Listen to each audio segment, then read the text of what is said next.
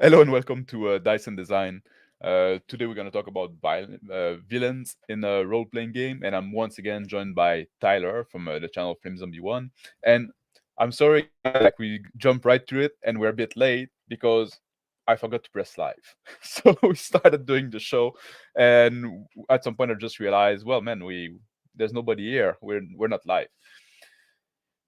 Before we go into the main topic, I wanted Tyler to give Tyler a chance to introduce himself a bit because we didn't do a proper introduction on our first show, and I thought it would be a good opportunity to now to have him talk a bit about the games he enjoy and the type of play that is after. So Tyler, if you don't mind, you mind tell us a bit about yourself?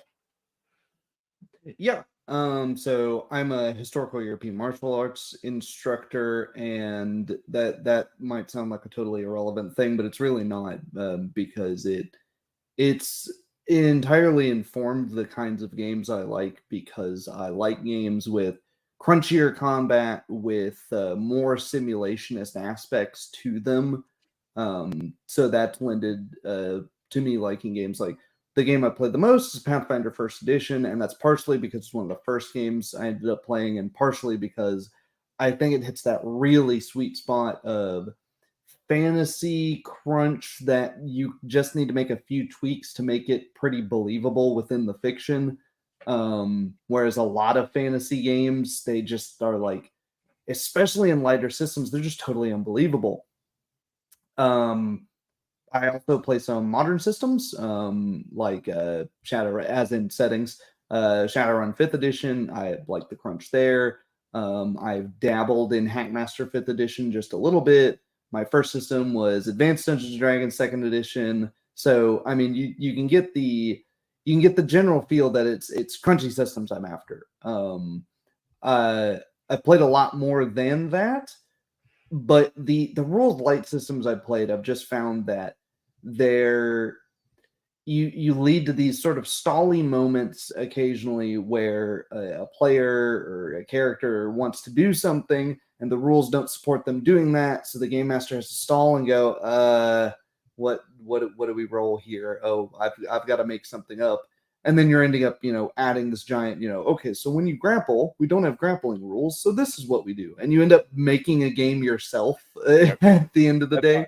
that's something I often say. Like oftentimes, like rule light game are not really rule lights. They're just like half design, and they let the Yeah. GM do the rest of the design. And Mm, also, like Alexander McCreary said something like that I quite agree with. Rule lights games are only rule light when you begin, but as soon as mm, you make a judgment on one rules, you want your mm. game to be consistent. So basically, you're adding this rule. Yeah. By the end of a long campaign, you just have as many rules as a crunchy game. Hmm. Mm. Exactly. Yeah. And I find it's typically, not always, but typically it's easier to remove rules you don't like than it is to go through the process of designing your own rule on the fly. Um, so yeah, I like the crunchy simulationist side of games. I like I like mid to high fantasy. I like uh, I like Shadowrun, so I even like fantasy in my cyberpunk. Hey everybody, um, I like my bit of political intrigue though. I'm not just there to play a tabletop war game, because if I was just interested in the combat and the simulationist stuff, there's a bunch of great war games to do that. But I love that Mm. RPGs offer that aspect of political intrigue and all of the simulationism that can go on behind there. Yeah. Yeah. I'm And also a snob. That's just a general thing about me. I'm a snob with everything. I do not just HEMA, not RPG snob. STA. I do, yeah, I do an RPG snob. I'm a coffee snob. I'm a liquor snob. I You my see, standards are too high for everything. that's a big part of the reason why I wanted you on because like we have similar views but also very different interests and very different view on certain aspect. Like I'm a very like low fantasy guy. I like those skill based system. I'm not a big fan. Like I started with second edition as well, the AD&D second edition as well. I played a lot of Pendragon. That's one of my favorite system. Call of Tulu and like this kind of the BRP system if you want. And I do go back to OSR sometime because I can also enjoy that. But I usually prefer games that are much more with a much lower power level, much more low fantasy, a lot of like political intrigue and discussion. So I think that's I wanted somebody that would come with a different perspective than myself. Otherwise, I can just talk to you on my own, which I often do. So let's talk about villains. Hmm. What do you like in a good villain? What makes you like, what for you makes a villain like memorable? Like what is the one thing you say like, man, oh, what is one thing you look for when you come to a villain? I think it's one of two things. I think it's either that they're very hateable. You can immediately go, man, if this were a real person and they were in front of me right now, I would want to beat the shit out of them. Or Or very lovable? they're they're very relatable, and Yep. you're kind of stuck in this awkward position of, if if some coins had flipped in a different way, then I could have been on that side of the aisle. Um, Hmm. and I think those are two big points that you could expand upon a lot. Yeah, I think because like I think what makes a good villain is if the villain doesn't feel like cartoonish. If Mm, you can believe in the villain, unless you're going for a very like depending on the tone of the game you like, but for the kind of game I like, which are much more like grounded in reality, like that try to feel real, to emulate a world, I need the villain to be believable. I need the villain that to be understandable in a way. That's something that is big for me. If you just make like the guy wants to destroy the world because he's crazy, like, well, like people don't work like that. People like that are crazy don't make like those big plans, don't are not like really like serious threat on a larger scale. If you want to have like a big bad guy, and depend also of the level of arc of the campaign that you are in. If you're like early level and you have like a lower level villain, that's gonna be a different thing. But if you for like when you go to mid to higher level tier, your villain need to have a goal, have something you want to accomplish, have some motivation, and be willing to do stuff that is villainous to achieve those motivation. What do you think? mhm. Yeah, absolutely. Yeah, I think that's something that you can get into discussions of level of fantasy as well, where it's there's sort of the fantasy trope of the person that is sane getting a ton of magic all of a sudden, and then going insane, but now they're not a problem that just anyone could handle. It's they've got all this influence and all of this literal magical power, and that can cause an issue, but it can be a very shallow villain. Yeah, it tells you, those sorts of villains tell you more about the world than that character themselves. So if that's what you're trying to evoke, is that, oh, I want to show the player characters and the players that this the magic isn't to be trusted in this world, then that sort of one-dimensional villain can be done, or Mhm. very shallow, if not one dimensional. But I typically agree. Yeah, it should be. I like more depth there. I think there's some pitfalls. You can make it too deep and get confusing without just spitting text at them. Mhm. Some people, they spit their villain monologue out at the players every time. Here's my tragic backstory. Let me read it off from my placard. Oh yeah, this need to be avoided. Like that's something like villain monologuing. That's something that I really dislike, unless the villain is trying to convince the player to join his side, trying to sway them. Mm, Then maybe like he's trying to do an expose and say like, listen, that's you have to understand what you've been told is a lie. This is how the world mhm. work. This Yeah. I can see like having a little bit more of a speech. But if it's just like a monologue before going into a fight, like who would do Mm. that? You know, this Yeah, silly in movies, this silly in villains. you know. Um, yeah. What do you when do you say like it's like you say like oh it can be get confusing? I don't think that's actually a bad thing because I think like if you want a villain that's going to be there for like a long arc, I think a big part of like the experience of the game should be trying to sometimes figure out who the villain is, what he wants, what is his next move. You know, I really enjoy this kind of investigative work there, like this, like you see glimpses of the villain. It's not like fed to you. Maybe somebody sent you on a mission saying like, "Oh, there's this guy causing us trouble," and now you establish like this guy is the villain, but it doesn't give you like the expose either. Like, and you probably shouldn't just go in blind. So having this work of the player, like through the character, sorry, through the to the game to figure out who the villain is, what he's trying to achieve, what kind of level of threat he is. That's also very important. I think that's a big part of the game that I like.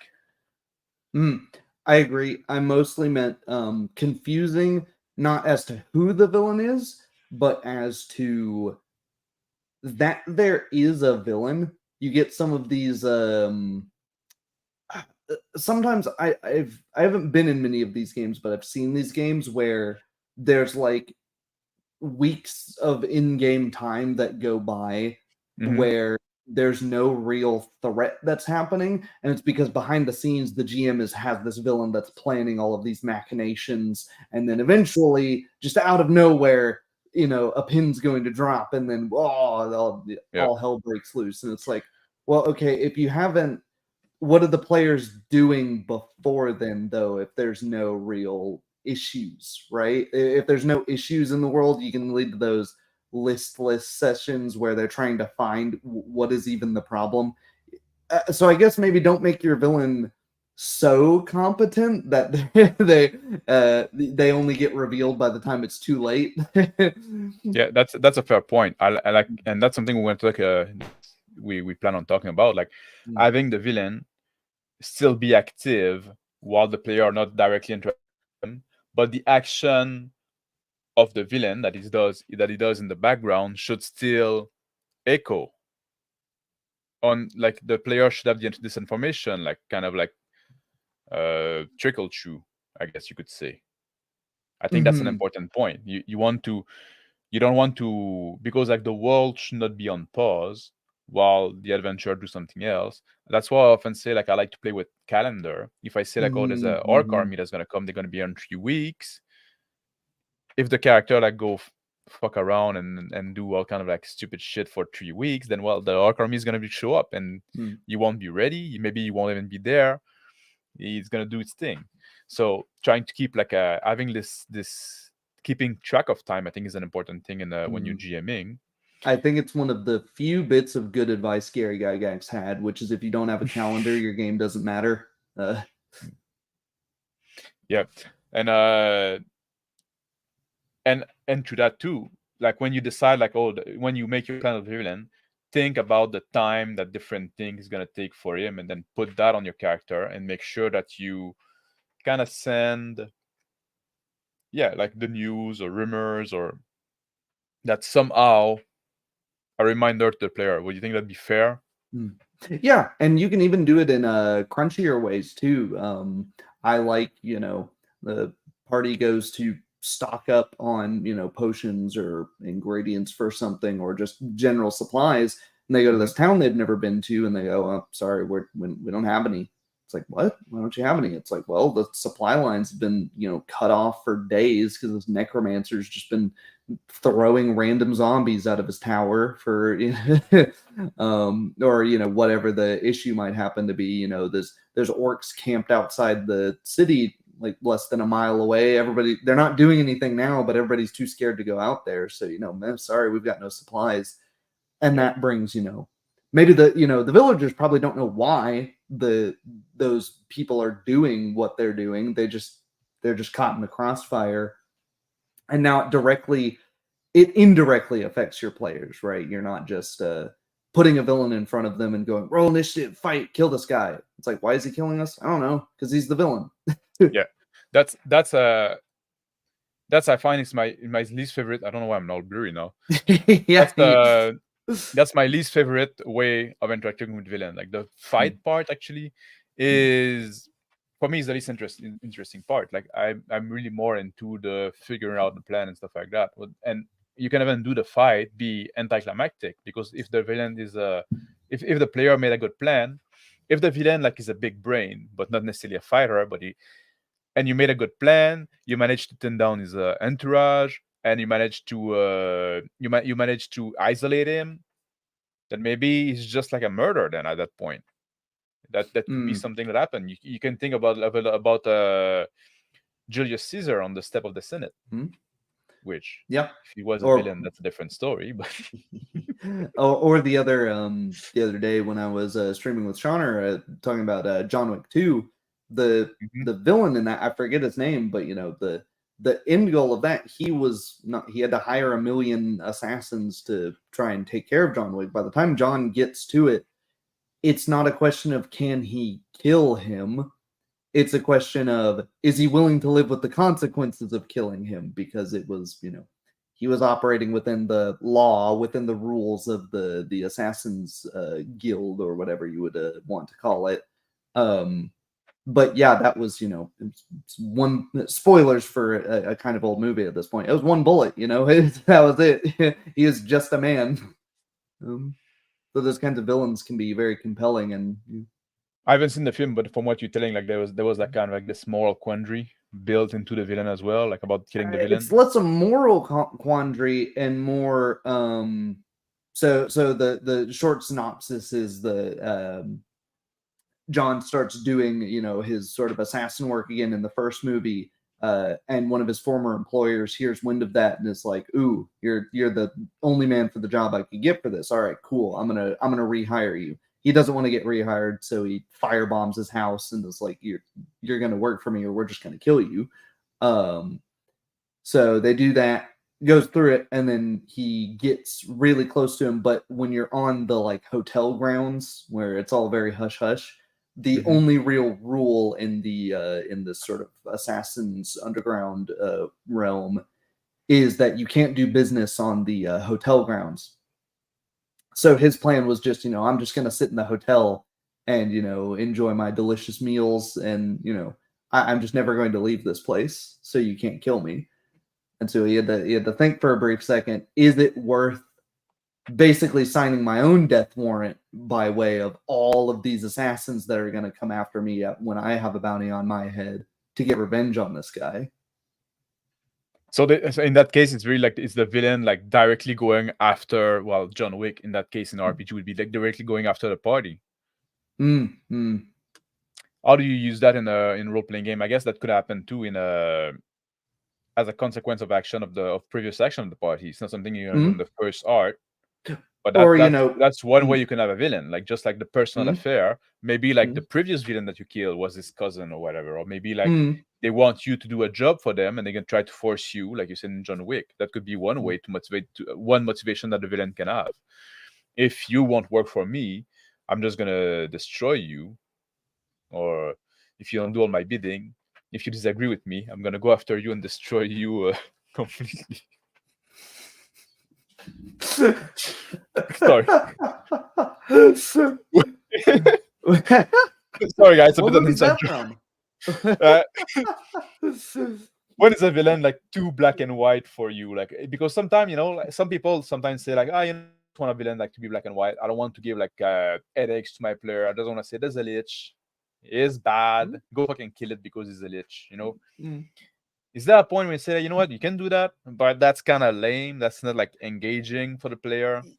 Yeah, I like I like having those, but when you go, it's like a quick, one session, one and done sort of thing. I don't like these Monster of the Week games where it's just, there's no overarching, plot. Well, you're not creating an overarching plot because there's no there's no consistent villain. You kill them every week effectively, but if you're going to use the Lich as less of a villain and more of like a force of nature almost, and just, this is just a thing that's causing problems, and there might be a bigger scale villain, a bigger scale picture, but the town's guard, they can't deal with, these issues of, corruption or whatever, while people are dying to this Lich. So you need to solve the very basic black and white problem before you can get the help of,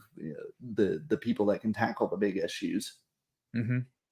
Something like I that. think I think those kind of villain can work Mm. in like higher tier of play. I Mm. like the maybe in lower tier as well, because then it's like it's not really a villain, just like a monster, you know. But if the player are very low level, like new adventurer, basically, you go into the rune. There's you're higher because like there's this monster there. You need to go kill it. But that's not really a villain, because it's just a monster at the end of the rune. At some point at that stage of campaign, you don't have a villain. When you go to the mid tier campaign, where it's a lot about like political intrigue and stuff like that, in the way that I like to play the game, you this is where you need like those kind of shade of gray villain, you know, like the one that, oh, they want something, there's somebody, maybe they're right, maybe they do make a good point, you know. I've make them like real enough that the players or the characters can debate about, well, which side is right here, which side do we want to side with, and stuff like that. Mm. When you go to the higher tier of campaign, which I often say, like, well, when the player like a, which I don't usually go, or I don't often go because I like my power level much lower. But when now like you face like cosmic threat, you know, if you fight Tulu, that's pretty like black and white. You know, I mean, he's just there, and even so, not that much either, because he's not there to destroy the Earth. Like he got his plan that you cannot understand because he's so much bigger than you, and the world is just in his way. Mm. But still, you have to prevent, like, you don't have to stop him directly, but you have to prevent people to raise him. So I guess maybe Mm. the villain then is not even Tulu. The villain No, then I would be think the cultist. I was about to say, I Tulu think is the the force of cultists nature. Yeah. are the much more interesting Hmm. villains in Call of Cthulhu style games. I think Yeah. maybe I just thought of this, maybe an interesting example of sort of cosmic horror, not cosmic horror, but cosmic villains is the Matrix in a weird way, because there's that sort of idea there with is it really worth fighting the villain? You have what's this, I forget his character, but the guy that's, he's a plant. He's not working to get people out of the matrix. He's, I know the stake is fake, but the computer makes my brain think it's real. Cypher. So, yes, Cypher. So what's the Yeah. difference? And Hmm. that's kind of a compelling reason, and that could be a cool, maybe tangent, but that could be a cool reason for like a player character to separate from the party and end up with the villains. I think that could be a cool time to retire a player character too. But in the Matrix, like, Cypher is just like a bad guy along the way. He wouldn't be like, I wouldn't classify him as the villain per se. Would be the No, villain but I'm in like comparing in the, if you would just comparing look him at to the like, first movie, mm-hmm. yeah, who would be the It, villain? Like there's the agent there again. it It's just just like it's almost like the world that is the villain, or maybe like yeah, that's it's the yeah. machine. Mm-hmm. If we go to the, if you take the whole trilogy of the Matrix, which I know we shouldn't do, we should just ignore everything after the first movie. Then like you don't even have a villain anymore, because like at some point they worked out a deal, or maybe that's an Mm-hmm. interesting conclusion in some way. I haven't seen those movies in like 20 years, but Yeah. with the architect, you know, they have like this conversation at the end. That could be an interesting thing, an interesting way to do in the.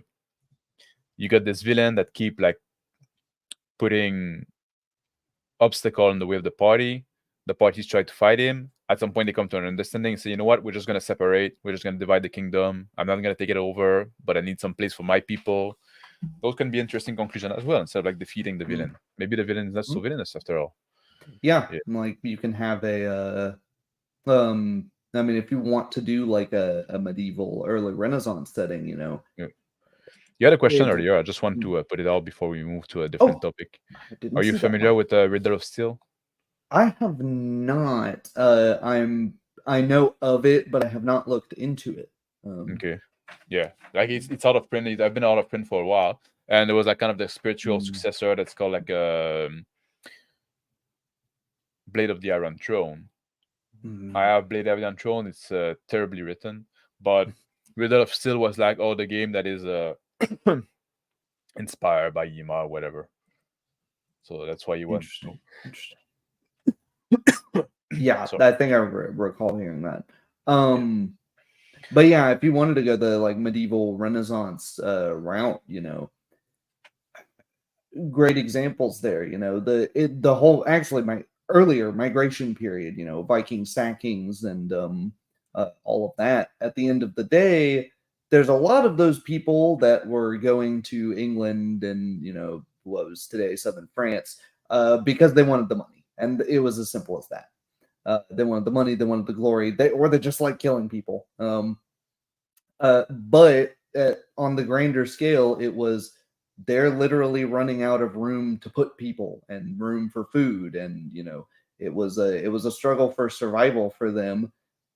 Maybe that ends with, hey, okay, you can well, have some land. Yeah. that's the story of my ancestor, the Norman. hmm hmm They got the duchy of Normandy Yeah. because like the king say, you know, we're tired of you coming and raiding us. Mhm. Get that land and defend us for your brethren that come. And then Yeah. later with my ancestors, the first Ald in North America actually ended up in Canada because Mm.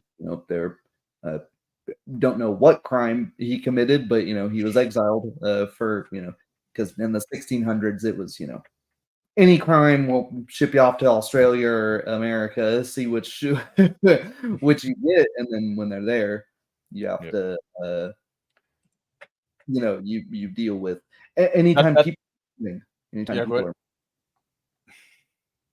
Yeah, that lead well to this comment there because like Mm, Charlotte Hill is like one thing that helps his perspective. I remember Traun stood out because nothing was ever told from his perspective on things, and that's the thing that in RPG we can't really have access to.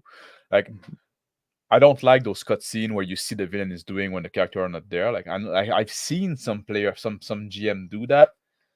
I hate it unless you have like some kind of extrying thing or whatever, which I mhm, often like find kind of tacky. But yeah, in movies sometimes you can do that. You're gonna see like the villains when the protagonists are not there. In RPG, you should avoid that. So you don't have this exposition of what the villain's after or how villainous the villain is. You know, you're not gonna have like a scene where you just see the villain like kick a puppy unless the characters are there. So and it also like linked to the when you say like you talking about the Viking and the migration around and stuff like that. Sometimes stories are told from their perspective, and now we see them as almost like heroes. You know what I mean? Even though they do something villainous, like it's always and it's the same thing in his story as well. If George Washington would have lost, he would have been like labeled a terrorist. mhm, So there's always like perspective is very important in that, and I think that's important as well when you do villain and when you put the PC regarding the villain. Like you have to consider the perspective of the almost the perspective of the player. You would like ideally you would consider the perspective of the character, what the character would consider, but oftentimes you know this is a filter that is very hard to break between character and player. That's why like people say like oh if you do slavery, oh yeah, you're supposed to fight the slaver. So like, well, if your character grew up in that world, he would be accustomed to slavery. He would see that as mhm, normal. So no, he wouldn't necessarily have the impulsion to fight the slaver all the time. Uh, but I think that's what I mean. Like I think perspective is an important thing when it comes to villain. mhm, mhm. And And and that goes also well with what Shauner say. Like a dictator don't he said don't think he made a typo there. Don't think they are the baddies. Yeah, mhm, it's the same thing as well. Like they take some extreme measure, but they see that for the benefit of the people and stuff like that. Oftentimes, mhm. some of them, not all of them, but Yeah, yeah. But yeah, you can have those. Sometimes you can reveal that through like the villains. The people use the word henchman, but that's a little too Saturday morning cartoon for me. The rank and file, of Hmm. the villain. Maybe some of them are, they're the warrior, more the warrior poet style. They're thinkers. They get into a fight with the player characters, and then maybe halfway through they're like, wait, why are we fighting? What, are we not on the same page about what, like, hold on, let's parlay here. We haven't even had a conversation and we're just killing each other. This is stupid. um There was like this comment there, like with Armen, say like figure out how uh-huh. the party will meet the villain, where neither can be hurt and insult them in conversation or in presence party. The villain takes something they want, hurt, kill somebody they like. I Yeah. think that's an important thing. Like that's part of like introducing the villain, and that's something we want to talk about as well. The first time Hmm. that the PC meet the villain, yeah, maybe it's a good idea that they meet him in a way when a fight cannot break out. Hmm. If you want to have this build up, Hmm. or do they Well, like, do they hmm. just hear from the villain and not meet him until Hmm. like much later? What would be a good way to, is it, if you plan on having this villain be there for a long time, maybe he's just too powerful, or maybe you meet him when he's with all his big retinue, which would Hmm. be suicide to fight him now. Maybe one character is or gonna say, you know what, I'm gonna kill him. He's just right there, and like somebody else say, hey man, you're yeah. not gonna reach him here. You know. Or maybe they're at a the villain's totally within the right of the law and they could kill him easily, but they would get arrested and probably killed instantly given the settings we tend to run, right? And they um need to expose hmm, the villain as, maybe that's the yeah. thing too. Maybe they Yeah. know, maybe Yeah. they have information that this guy is a villain, but Hmm. the world doesn't know yet. So before they can fight him, they have to Hmm. expose him. That could And be. maybe you don't put it in a situation where if I can't possibly break out, but where it's maybe unclear as to who the villain is, right?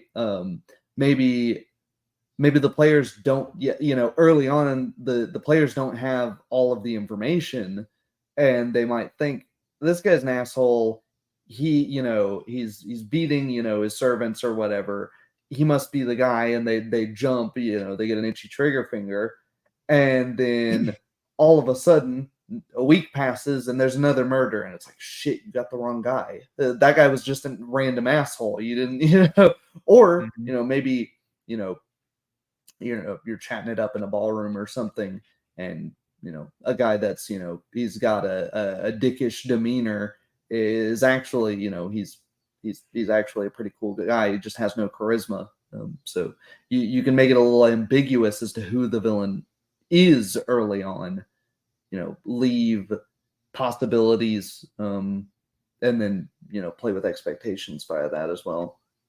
How do you establish that somebody is a villain? Like, how do you want to make, if you want to make the message clear to your player, you say like this guy's a bad guy.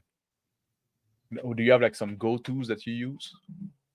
Mm, I mean, hmm, it's I like the you can use tropes. Tropes are fine. I think using a trope but with a twist is, that's a fine thing to do. I think people get kind of scared of using tropes. The trope is it's kind of a bad word just in and of itself, but it's like, tropes are tropes for a reason. It's Yeah. because we people are drawn to them for one reason or another. And they're Um, useful to mhm, convey something mhm. in a short term. Yeah, Right. so like I mentioned, the beating of a servant for like a minor mishap or something like that. Um, you know, crushing taxes on a local population of, that, like a robber baron. Um, uh, General corruption. The players walk in, or the characters walk into uh, a new city or what have you, and then the guards, they're shaking them down, for anything that they could possibly have, inventing laws on the spot. And then when that's just sort of a thing that's permiss, you look around and it's like, yeah, all the guards are like that. That's not a guard, that's a systemic issue. Hmm. Systemic, I hate that word, but you know and then it leads to, the characters investing, like, why is this, why is this happening? What's at the top of all this? Deforestation. I'm a bit of a hippie. I like using that one. I like. Yeah, that's a good one. It's almost what we see like a Lord of the Rings. There's that, no, in Yeah. the one in the movie Yeah. when like Saruman Like cut down the trees. Yeah, over industrialization, not for the sake of bettering society, but for the sake of making money, or just cutting out your competition, getting rid of uh, yeah. uh, building a big That ass house. That's what you want to that do. oftentimes what resonate now like is anything that has to do with the depriving people from freedom in some way. Mm, I think that's often like something that's going to resonate a lot with yeah. players, and then Oh, through the player with the character. another fun one is the go sending the player characters on a quest or a mission or whatever, that and not explaining how difficult it will be. Hmm. Basically, oh, go on this what's effectively a death sentence. I'll pay you good if you come back, and then not really describing exactly what it is, and maybe they go off to they're going off to kill somebody that's not even particularly evil. They talk, and now there's this complete like, okay, wait, who is this bandit living in the woods actually a bandit, or is he just some guy that the Yeah, the Baron doesn't like? that's a good one as well. It's like using the party, Mm-hmm. and then like the part, and then like the old boss. It's the fantasy of killing your old boss, killing your the guy that sent you on a mission, kind of screwed you over, or didn't expect you to come back, or had some ulterior motive that it hidden that it hid from you.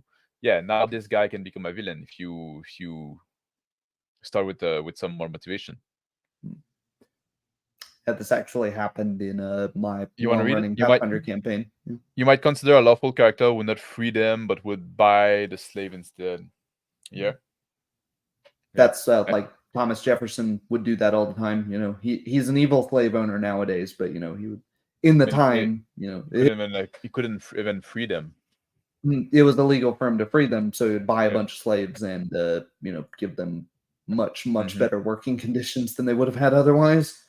Mm. Um, uh, oh, There was a oh, Charlotte was saying that earlier. If you need your villain to last mm, for a while in the campaign, just keep survival in mind. mhm, If you start, if the play, if you stat it, the player, or if you stat it, the player will kill it. So something like Ring of Teleportation.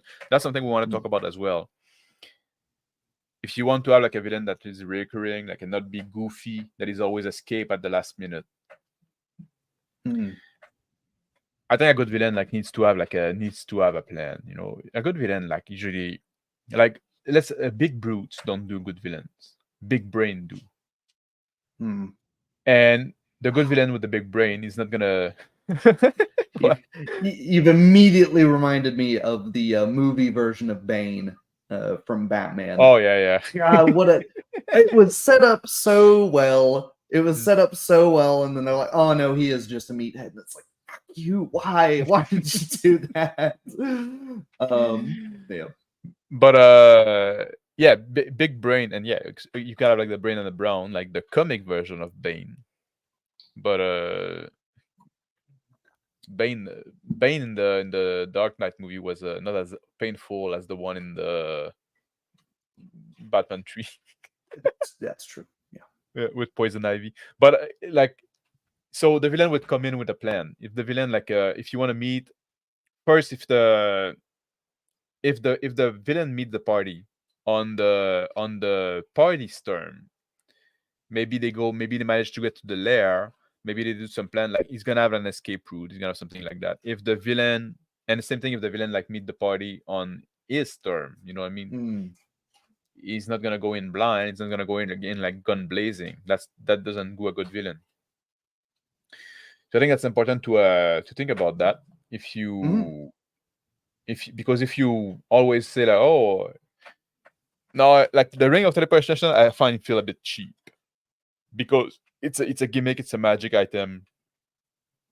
I think it's better if you find something a little more that sound a little more clever. It's always like resolving plot point with magic doesn't feel satisfying if it's not justified. If it's been established before, that he has this teleportation power, then maybe. But if it just like come out of the blue, your player might feel cheated at that point. It's almost like fudging. What do you think about that? They might feel cheated, but I think that comes with people not they don't represent how magic items work or how they look when they work in their games. So magic items feel like just a block of text on a character sheet because they're just like, he teleports away. It's like, okay, well, what does that look? If he like rubs a ring on one of his fingers that you've never noticed before, if you've interacted with him before, and all of a sudden in a flash he's gone, then now you're like, damn it, okay, next time we see that guy, maybe your wizard is going, oh shit, yeah, I should have pointed that out before. And the next time you see him, now they're like, okay, we got a dude with a warhammer, you're gonna smash his fucking hand in, and so you can't use that next time. And that way your players are already strategizing, and the characters are already strategizing for the next time they see him. But yeah, there's other ways to do it. Usually the player characters are fighting them on the villain's turf, like you mentioned, and they've got they're gonna have even in a very low fantasy setting, catwalks and castles. Castles are specifically designed to hinder the attackers and allow the defenders a good position to run. But also, people don't have villains parlay or negotiate for their lives like ever.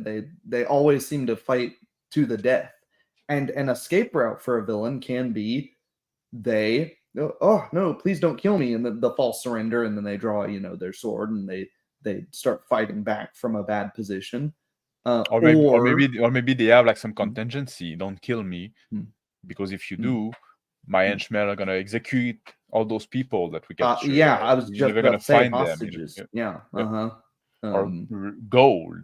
I got gold hidden. Yep. If you let me go, I'll give it to you. Money or money, power. The bargaining phase. The bargaining phase of a villain losing a fight is often skipped. Skipped on the player's hand of things too. It's also like people don't tend to fight to the death. They try to. People want to survive usually. Yeah, and that'd be for most intelligent villain. That'd be like the true as well. Usually somebody gets hit by a sword once, and if they're still alive, they're.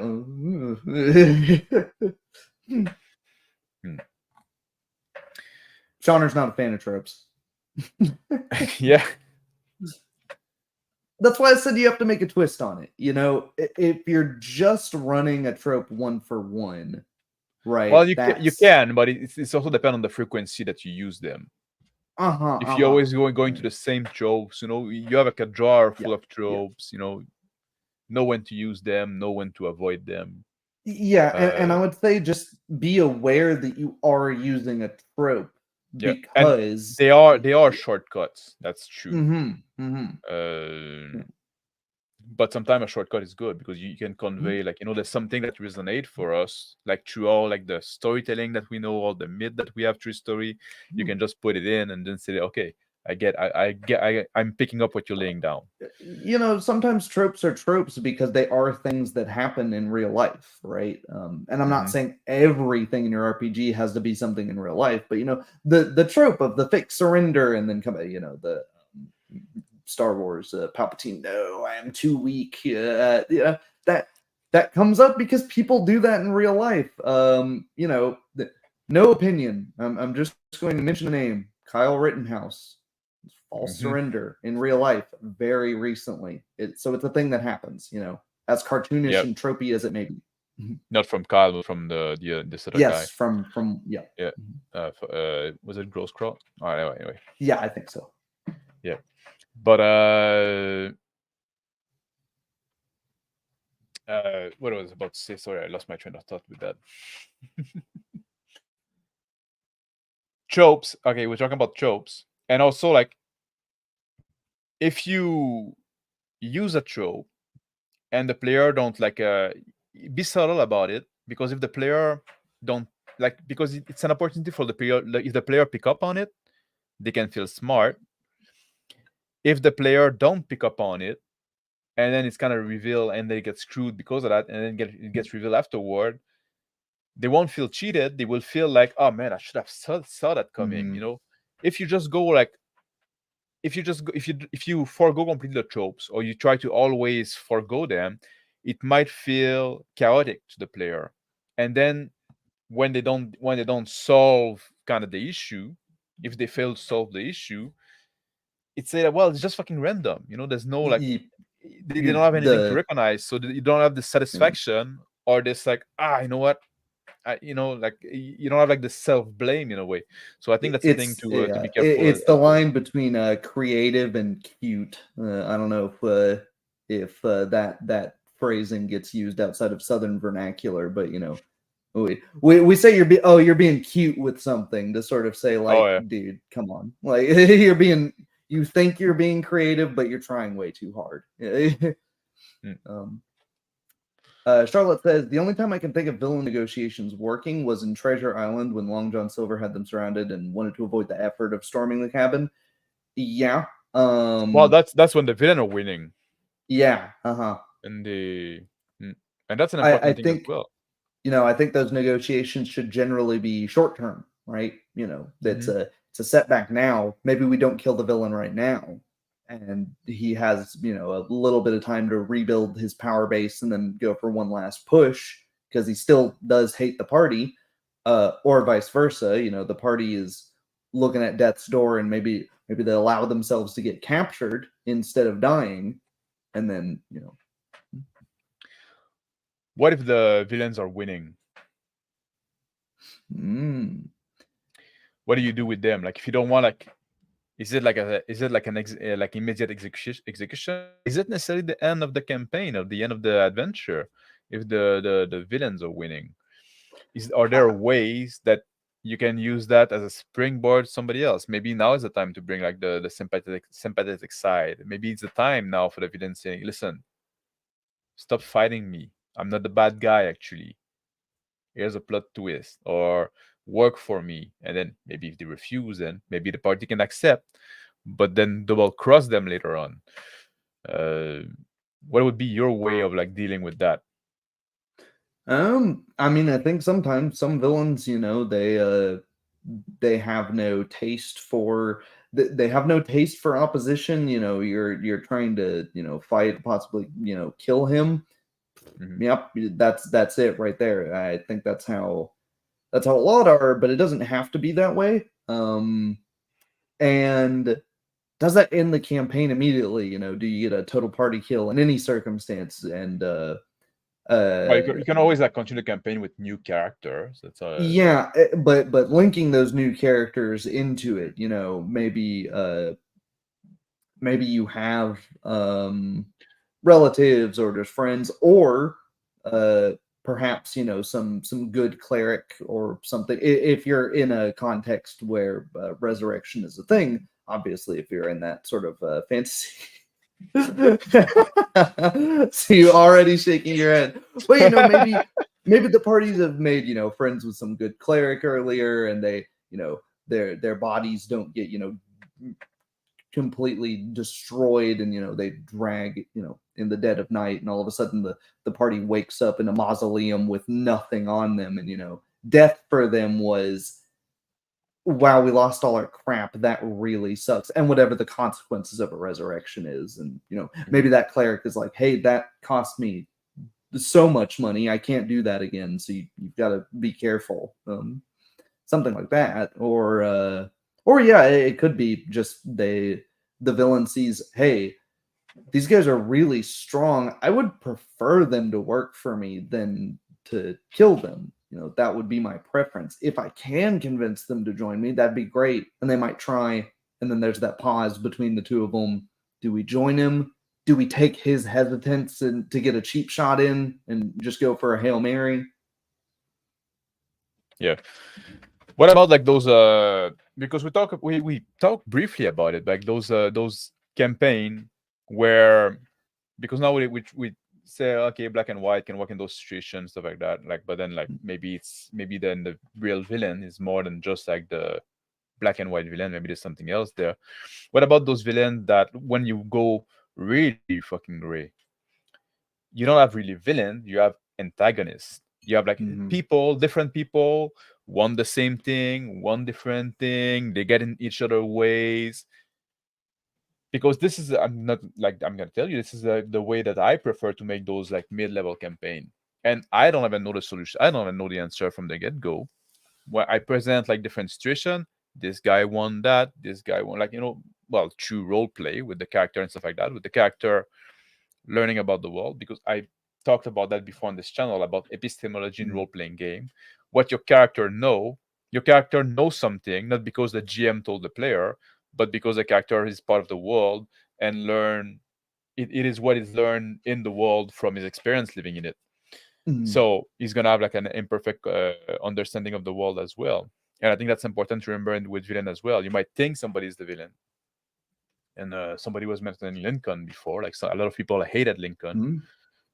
He even got killed, but or did he? I'm He's kidding. he's still out there. But 200-year-old Abraham Lincoln. yeah, Um, but yeah, it's a matter of perspective, and uh, or you can even have something that where the villain is sort of an objective evil, but by virtue of being the authority, the powerful thing, they're keeping other chaotic evils at bay, right?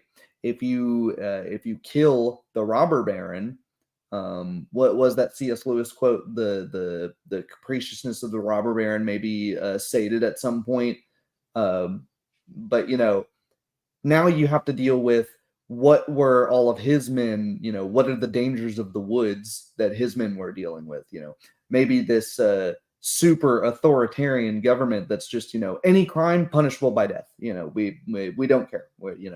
You we don't do fines here. We just, and it's like, that's unreasonable, but the player characters, they deal with that in one way or another.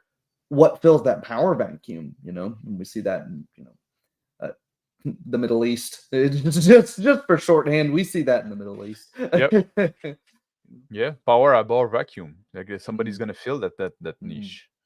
Because oftentimes the if you think about the player characters in a typical they don't want to be rulers or leaders. They're adventurers. They move. They solve a problem in one place of the world, and then all right, off to the next place to make money. And it's like maybe that's where the new villain shows up. Maybe you've left to go on this new adventure to go slay another dragon, maybe a little literal dragon. And then it's like, okay, now some dude who's even worse than the robber baron you deposed or killed is showing up. And now all the townsfolk are pissed at you because you just made their lives worse. Mm-hmm.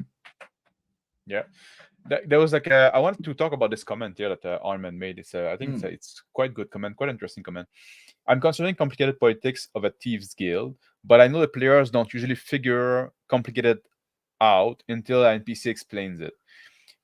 It is a good idea, but doesn't necessarily play well. I think Mm-hmm. that's a.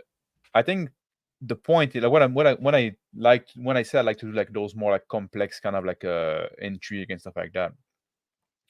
I think what you need to think, you don't want to think about plot point. You don't want to think about like, oh, this is gonna happen. You don't want to think and make those big mesh. Just think of it like in an organic manner.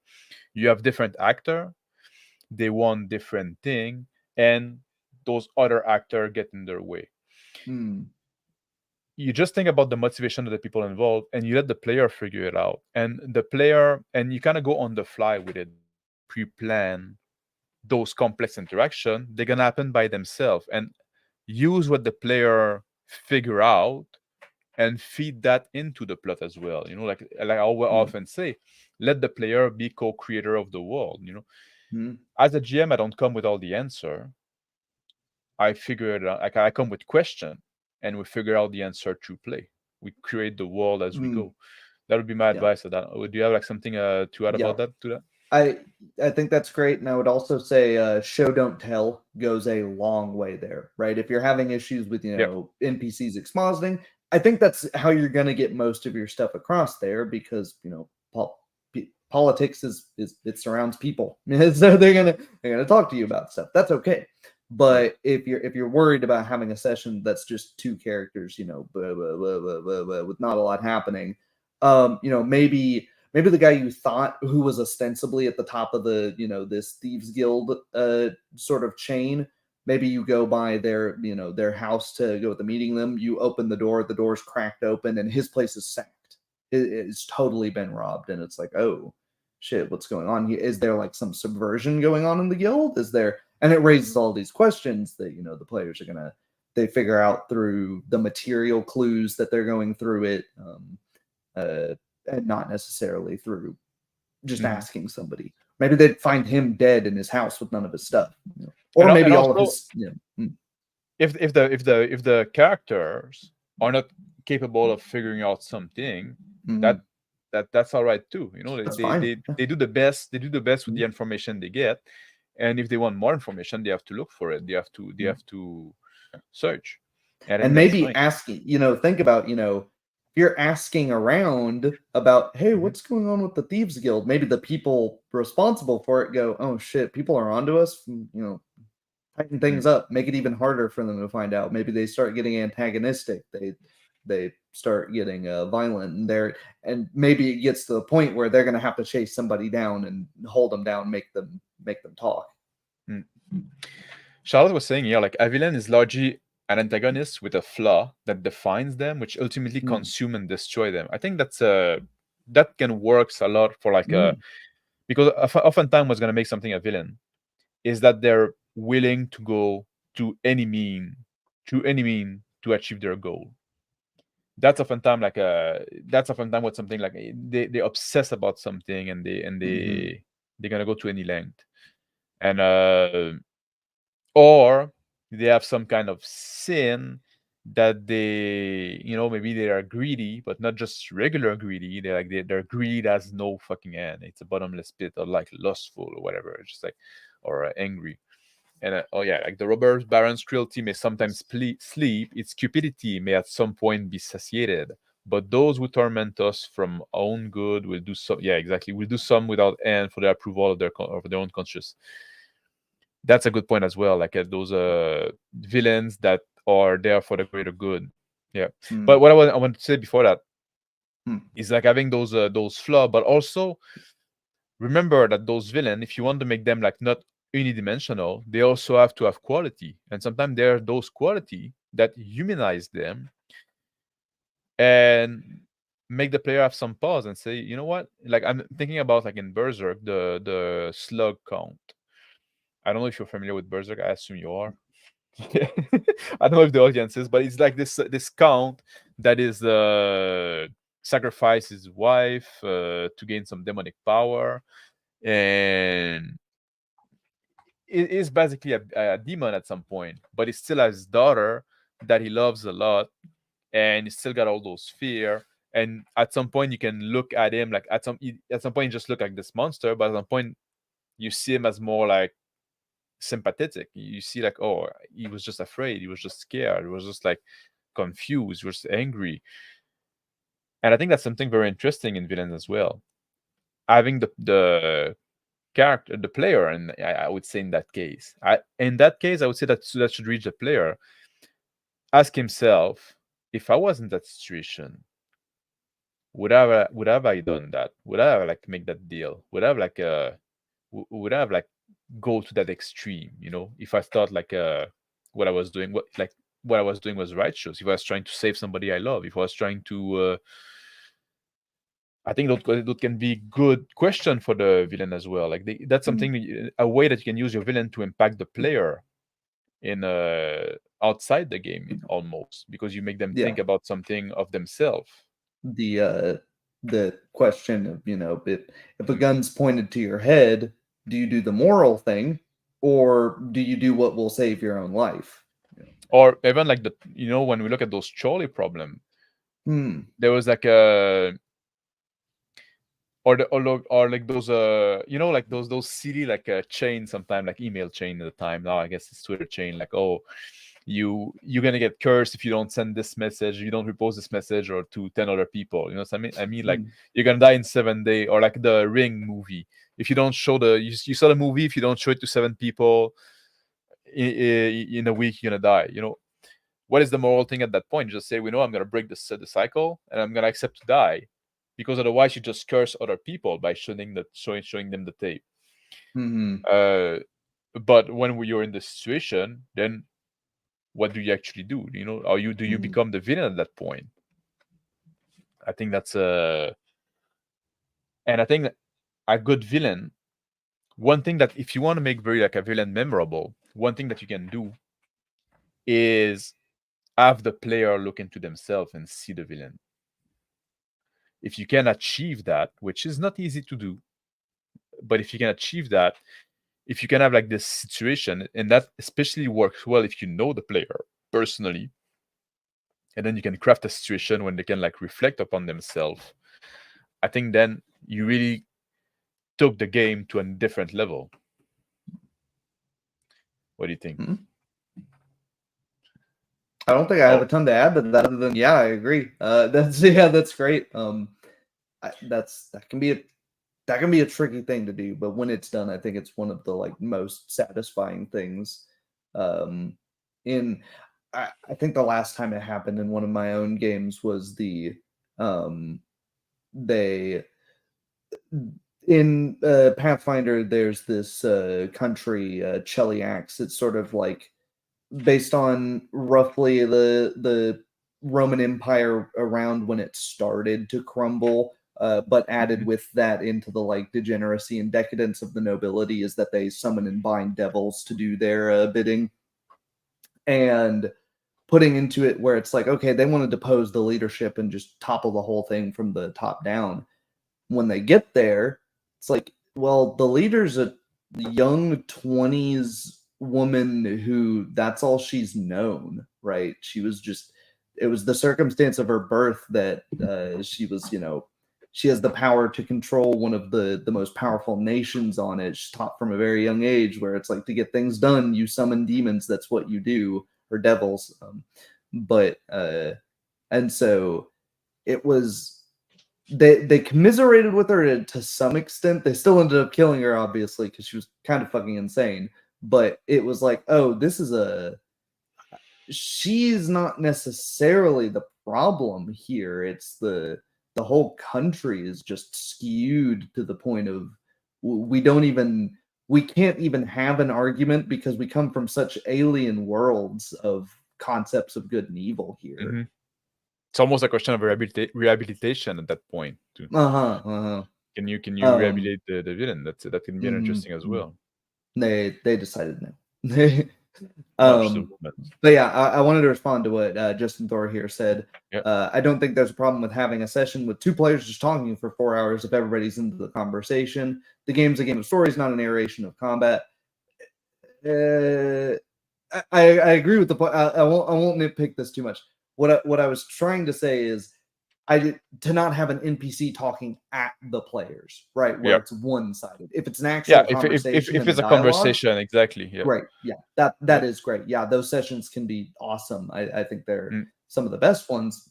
But and if they're in character too, like that's always something like when you see like sometimes player plan.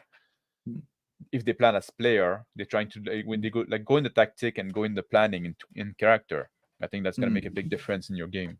Yeah, and with that, even if they're having a conversation, you can still do the show don't tell, and I think that's something a certain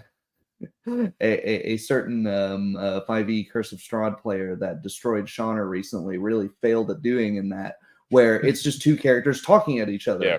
And there's no description of, okay, in between, when I'm talking with Max, am I just sitting here frozen in between sentences? No, I pick up my glass, I take a drink. Tells you something about him. He drinks alcohol. Maybe he's got a nervous tick. Maybe it also help like give some dimension to the character, like make them like take the glass off and bites the stem. Whenever something like they do stuff. Yeah.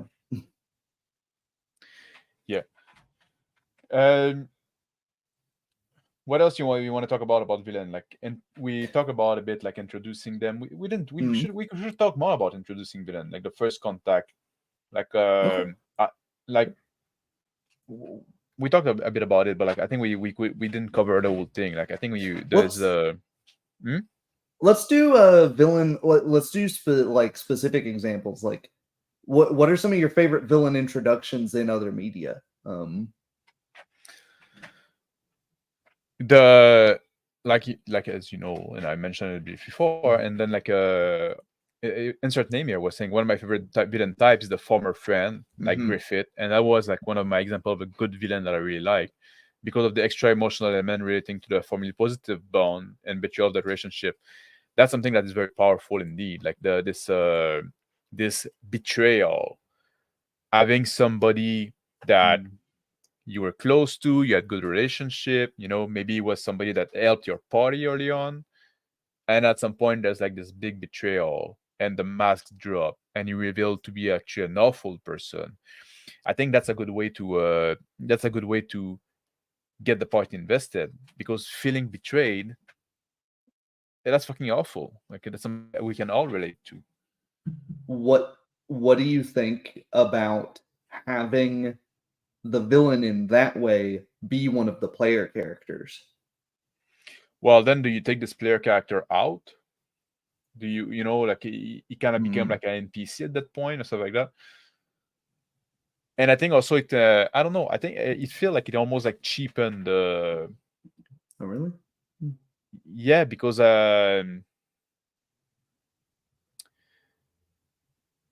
it's because of the context of the game, I guess I would say like now like it feel like it was like kind of like it felt too much like a ploy. Like if you do it with an NPC, it's part of the world and stuff like that. It's easier to make it feel organic than if you that's that would be like my first instinct on that. Yeah, maybe it's not something you do from the get go. I Yeah. love though when I as a GM don't even know about it, like, but five, Mm. 6 sessions into something, one of the players tells me, "Hey, my character," like after a session, it's like, "Hey, my character kind of doesn't like these guys.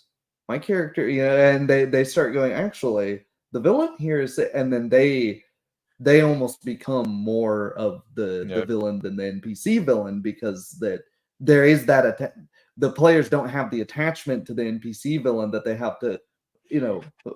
Yeah. And if they're really good at it, I think that's the key. If they're good at making it subtle and making it feel like a natural transition from party member to villain, it can be phenomenal. But yeah, it can feel tropey.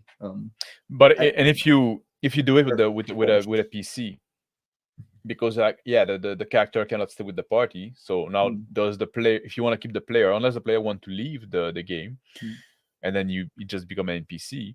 But if the player like get a new character, will the because now the player that was playing this character that did that is at the table with this party, does that become a distraction? Are the party like willing to hate the traitor as much because say, oh, like there's this still this link with the player that's sitting at the table with you. You know what I mean? So mhm, there's mhm. like maybe this thing that I would be a bit hesitant of that. If it happens organically, that's one Mm. thing, but I Yeah. wouldn't try to plan on that. No, I wouldn't force it. No. Mm. I try not to force most things with player characters, right? But Yeah, I yeah, if agree you with know they're with going to have to Justin leave there. the group in a near future, that Mm. yeah, that can be a cool way to do it. Or maybe the player just really hates their character and wants a new one. Yeah, that can be a cool way to retire them. But again, you have to not make it forced and just be like, and they're all of a sudden evil now because I don't want to play this character anymore. But if you Yeah, can come up with if you can feel like the character that you made, it's like his ideals just aren't in line with the party. I don't feel like I need to play here. You know what they're gonna do? Here GM, here's my character sheet. Shank one of the party members in the back as soon as they see the villain, and then all of a sudden they're on the flip side, and then maybe they make a new character. And yeah, maybe the characters are suspicious of this newcomer because they're like, well, not only do the players distrust that player at the table, but the characters in the world they've learned to be suspicious of who they ally with. So yeah. Armen say like a villain in mm, modern story are shown to be villain to the audience, not usually mhm, to the mhm. protagonist. Players usually the protagonists already know the villains from lore, Moriarty and Joker. Yeah. that could be an interesting tune, using villain from player backstory. Hmm. Do you think that has as much impact, or do you think that feel like too much baked in?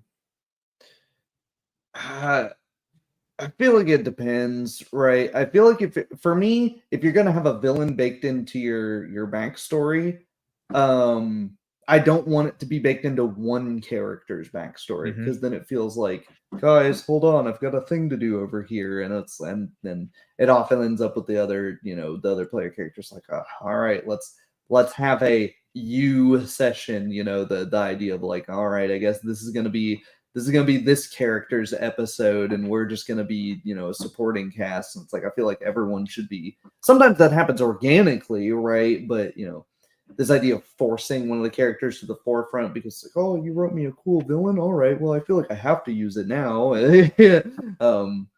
So yeah, I'm okay with my players writing me a villain, but And that's it's something it's almost, consistent. Yeah. as a big villain, it's almost feel like unearned. So like, Mm, mm, like, so you don't have like this organic hatred or like this organic antagonism that has been built up.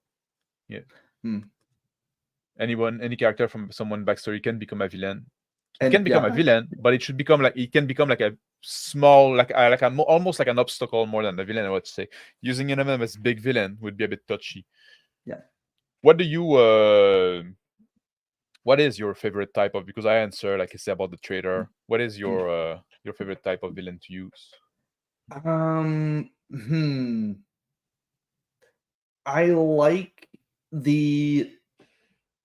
I guess I kind of already said. I'm not sure exactly what. I don't have a pithy description of this, but I like the characters, the sort of villain characters that are they're doing good in the world, but through I like anti-heroes, I guess. That they're doing good in the world through a questionable means, through a they see an objective evil. Oh, there's a dragon raising this village, so I'm going to just we're gonna raise the shit out of taxes, make a massive army, and we're going to kill that dragon regardless of the quality of life that the people in this village are living.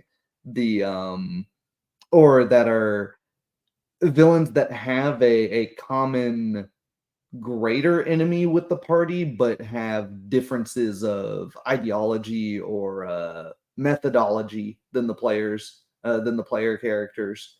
Um, Maybe they're ideological purists.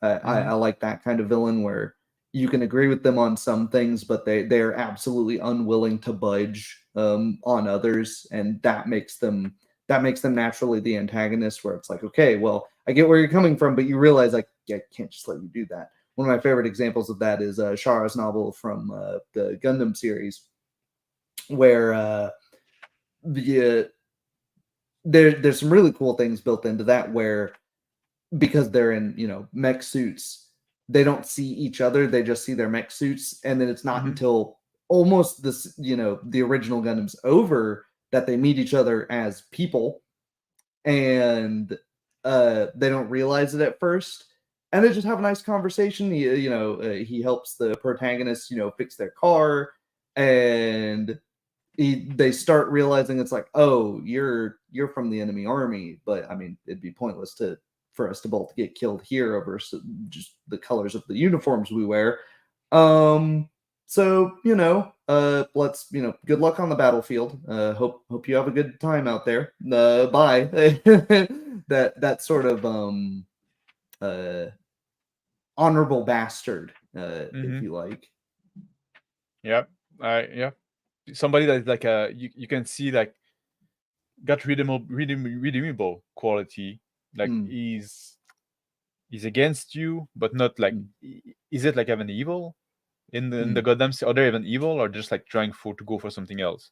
Well, yeah. So effectively, the world government has formed, and Mm-hmm. they've decided things are overpopulated. So they send all of the poor to live in these space colonies that are like completely boxed in. You don't get any vitamin D. You have an artificial sun. There's very few animals. and it's pretty terrible. You don't have any rights. You don't get to vote. Everybody on Earth gets to vote for whatever happens to you out there in space. So those are the bad So guy. uh-huh. Hmm. That those are our protagonists actually. That's who our protagonist follows. The antagonists are the rebel space colonists that decide enough is enough. They kill Mhm. everybody aboard one of these colonies and drop it on the Earth. Yeah, So it's like that's you understand where the villains are coming from, but it's like that's insane. They're trying full on apocalypse yeah. to I solve like. the. You see, that's the kind of story I like. You know, maybe I Mm. should fucking watch Gundam. You're Yeah. gonna get me over time. I think that's why you come on that stream. Every fucking stream you talk about Gundam until I No, watch we'll it. get you eventually. It's all a ploy. You're the villain of that story, trying to force me to watch Gundam. Uh, But yeah, I like that because like yeah, exactly. Like you can see like yeah, they have a point.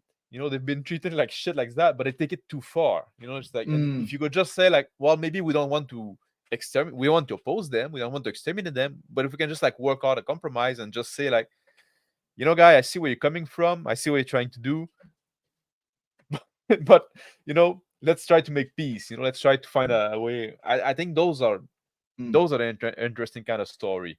mm, And also the point that you say, like you describe all those like awful people that did those, like the world government, which I can see that as being evil. But and then you say like, oh, but they're actually a protagonist, and that's like something I also want to talk about, like making villains for villainous campaign. If you have a campaign where the player character or bad guy, how do you make villain for them? Do you just make villain that are actually a good guy trying to stop them, or do you make villains that are actually like worse guy or just different bad guy that they, you know, it's like if you do like a biker game kind of campaign, and are they fighting against the cops, are they fighting against like, is it like a detective that they're trying to stop them, or is it like other biker gang? Do you do a mix of both? Which one is the main villain of the campaign, mm, which make it more interesting? mm. Yeah, I like Shadowrun tends to take the like Mm, the the anti-hero kind of route where the player yeah, characters aren't you play necessarily criminal. good, but the mega corporations are worse, and oftentimes the government is either as bad or just useless at the best of times. So Shadowrun takes it in that route as player characters. They're usually some degree of petty criminal that is just um they're just after money, after the glory or the high of it. Um, but there is that greater villain sort of scape of the mega corporations that are putting God knows what in the food, human experimentation, all of that. And so maybe then the petty criminal turns into is it really about the money still? That can be interesting, Yeah, but you can also have it as just play it straight as villains. And I think in that case, it's funny because in those kind of setting, oftentimes like it would be mm, like setting where you could absolutely have like a group of resistance, some goody two shoes. You know, we talked about General recently. I think it was off stream though, mm-hmm, but where you have like those like this resistance that is there, and in General, like the protagonist is not exactly a good guy that you can see in the end, or is he? Because like the resistance, we don't really know their motivation as well. They mm-hmm, they seem pretty extreme. You know, they. But when you go to those cyberpunk kind of world and stuff like that, you have like those it would be kind of world where you could have like freedom fighter that are organized to do some kind of resistance like that, like, or like, but we don't tend to see that. We tend to see people like the player or tend to be put as, well, you're not exactly a good guy either. You want to make money in that world. The world is harsh. You want to make money in any way. You don't want to change the system. You want to get on top of the system. You know, you want to improve your place in the system. mm-hmm. And when you Um, try to make those game where like because some people like oftentimes like some kind of leftists are gonna try to make like, oh no, you're actually like trying to fight the corporation for a good cause and stuff like that. Those games fucking sucks. They lose their mm, essence. Mm. What do you Yeah, think and that I is? think it's something I try to do when I run Shadowrun is remind the players the corporation's there for money, for good and ill. That's their bottom line. They're willing to pay you a lot of money to get them more money. So, that's a sort of, pick your poison. You want to work for McDonald's and go, take out do some industrial espionage because they don't want their own employees found out doing that sort of thing. Go right ahead. Mhm. They're gonna own up to their payments. But yeah, I think what our man says here, I find that multiple lesser villains work well until the group picks their big fights. The players decide who the villain is. Not every group fights on this though. You need proactive players for it, yeah. But what I wanted to say with this is this works if the players are villains because maybe there's not necessarily a greater evil, but it's the players in a in a gang, motorcycle or otherwise, any sort of gang that are in the like the Warriors. Mhm. You've seen it's these petty squabbles with other gangs. There's not really a good guy there, and No, oftentimes this. and they're not really like ideological villain either. They're just like competitor Mhm, in a way. yeah, it's very tribal warfare. Mm. Um, you could run it like that, even older as well. It's like we're fighting because our fathers fought, because their grandfathers fought, because and it's like that's what we do. We just hate each other, and then at the end of those sorts of the stories that those scenarios generate, you usually find out that it's usually a Pyrrhic victory. Or Yeah, if the characters are if the protagonists uh, end up good out of that, then maybe they realize it's like, okay, we're done. What yeah. now? Did you know? And also like the comment about like lower villain, I think that's a good idea as well, like to kind of set up multiple seed, and you can look at the at which one the player is gonna are gonna like multiple bait, and you can gauge a feel, and then you can take like one of those like minor villain and kind of like build it up. You don't necessarily need, oh, this guy's gonna be a big bad guy. It's just like one Mm-hmm. guy that's there doing something like that. Maybe they foil their plan but don't manage to get the guy, or maybe they do get the guy but then there was somebody above them. You can reuse that, and now you have the player invested because they're like, man, we thought we defeated this motherfucker, now he's coming back and he got all those power. He finally found that's like artifact, whatever, and just like he made a sacrifice, he did something terrible, and now In also you got like my grudge against them. in my long running Pathfinder game, I had a character that I planned on being a fairly major villain for a stint of it. He was a lich secretly. He was an important bishop of this church and was blocking lots of reform that they wanted to do. And he was basically like the last holdout that they couldn't move forward on anything. So the church was like, go investigate this guy, either convince him or find some dirt on him that we can't to get him kicked out of the church. Hmm. And they went, and I thought totally they're gonna find out he's a lich, and but what if they try to convince him? And they did, and through some really good rolls and some convincing talk, that he was like, maybe I am being an asshole. Maybe it's not, maybe it's not worth it, because he's been a lich for hundreds of years, and they're like, was it after a point, does immortality does the novelty of it wear off? Does it feel Well, like it was worth it anymore? it's also like a good way to become like a fucking insane. Uh-huh, yeah, that's Yeah, yeah. you lose your Um, mind after. Like, I wanted to make a comment about the like crime is fun. I just wanted to say, uh, like, I did made a video at some point on my channel mhm, about mhm. the appeal of crime glorifying story. So I talk about that, where crime is fun, a bit in that video. If people want to know what I have to say about that, why crime is so fun. It's a good one. Yeah, thank you. Is there anything else you wanted to cover before we start wrapping it up? And Um, on the villain question, mhm. we Oh, mm. hmm, go ahead. Another thing. I was gonna say another thing I didn't really cover about the antagonist from Gundam Char, which I think is interesting. Hmm. Uh, he fights for the antagonists, but and he's the main villain of the original series, but Yeah. it's just sort of because he's an ace pilot, so he's the one that the protagonist is always interacting with. Hmm.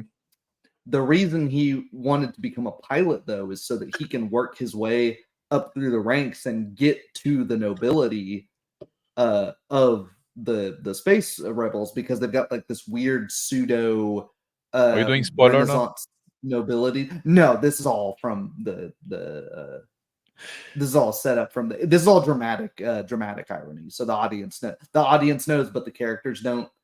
Um, and so yeah, but there's like this idea of like his father was assassinated by the current like people that are running things, so he's pretending to work for them in order to assassinate them, but then still continue the lineage because he believes they're subverting what his father's real ideology was. And like there's a lot of, And that would be the villain. So like so that's an example of like this shade of gray villain. Like it's kind of the villain, the antagonist that the party or the party with your RPG yeah, will always like butt against.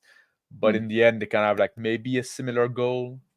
Yeah, I think those can and be interesting. yeah. And over the Mm, years, he flip flops all the time. He mm, becomes a protagonist in the sequel Zeta Gundam. He becomes an antagonist again because he goes into like a depressive spiral as he realizes that he's done all of this. He's fulfilled. Spoilers: he gets revenge. But for a 40-year-old series, he gets revenge, and then he realizes that's a hollow victory for him. And then he's like, well, what's now? you know mm. do I really want to fulfill what my father wanted, or was it this just a short-sighted goal? There's one more thing I wanted to ask you. What's some pitfall to avoid with your when you do your villain when you try to make a villain villainous? Ooh, What? okay. I think targeting one specific player is bad. One specific player character, just because that can feel like you're, especially if it's not someone you know very well, that can feel like a dick move. And if the party members aren't very closely intertwined, they can just be like, "Ha, get fucked," and then That move sounds like on a and you not. problem. Yeah, Yeah. Be like, dang, that guy's got like 50 men at arms in full plate. Why is he so pissed off at you? I don't know. I wouldn't want to fight him though. You can lead to those things. And I've seen that happen in some games where it's like, I yeah, you that's good know, advice. yeah. Mm, Also, yeah, don't fudge dice and give them the get out of jail free card. That's a yeah. general advice. If you're inclined to fudge dice, that's a sign that you've either statted the villain incorrectly or you're using a die mechanic you don't like. um, Mm. in either of those situations. I would say one pitfall to avoid, or Mm. one advice I would say like regarding your villain is like don't force them on your player. At some point, like be willing to let them go. If you Mm. introduce a villain so again the player don't bite, Mm. if you force it, it's just gonna feel forced. Like maybe he's just not the guy. Come back like after the session, come back next session with somebody else, Mm. or make somebody else on the fly. Like just try to go a different direction with the campaign. Let the party take the lead because we're telling the story of the protagonist, which are the player character. So, like I said, I always say, let the player be co-creator of the game. Be Uh, willing to let your villain go. yeah, because sometimes you think like a super cool idea in your head, and then you get it, and then the players talk to them for like 2 seconds, and then they move on. They're just done with them. And then sometimes total throwaway one sentence NPC. That's just even not even with the players, but with you as the GM in the moment, just like all of a sudden from that one sentence and the scenario that just arose as it is, you're like, whoa, I've got a whole character here. I've got a whole thing to go off here. I ended up really liking this that I didn't spend any time thinking about really. So yeah. Mm. Anything else before? No, we're pretty much on time, and Mm-hmm. Black Logic Game are gonna start their stream as well. So I invite Mm-hmm. everybody to switch over after we're done here and go watch Mm-hmm. on their channel. They do a good show. Anything else you wanted to add before we quit? No, I don't think so. I don't think so. Next week we're gonna talk about Vehicle combat. vehicular combat. Mm-hmm. So system is gonna be a little more mechanical stream, I guess. So Mm-hmm. system that do vehicular combat in interesting manner would be like ship, car, starship, stuff like that, or what we would like to see. I think very few games do it right, so we'll have to look. We have to look for good example there. Uh-huh. Yeah. I want to thank everybody. I want to thank Tyler first for joining me once again on that stream, and I want to Mm-hmm. thank everybody that joined us on stream tonight, and everybody that's going to watch on the replay later. And take care, and we'll see you next week, and I'll see you sometime this week on this channel, and Mm-hmm. I'll be tomorrow on some rando the night that I Friday night just stream on Legend of Myths channel. What's up with you, Tyler, coming up? Shauna and I, and maybe you'll be in, maybe we'll invite you onto his channel to talk about hit points sometime over the next week. Gonna make some more martial arts videos since I haven't made those in a little bit now, and those people seem to love those videos. They do. They expand. They escape my channel's orbit somehow. So that's cool. I'm glad people like those. I'm gonna move a bookshelf behind me so you don't have to stare at my weird blurry thing. I see one of my wrestling mats is trying to escape the fourth wall and reach in. So, yep, more of the same, more goodness. Yeah, I put the link to Tyler's channel in the description below, so you check him out. I think he does good content, and I'll see you all next time. Take care. Bye. See ya.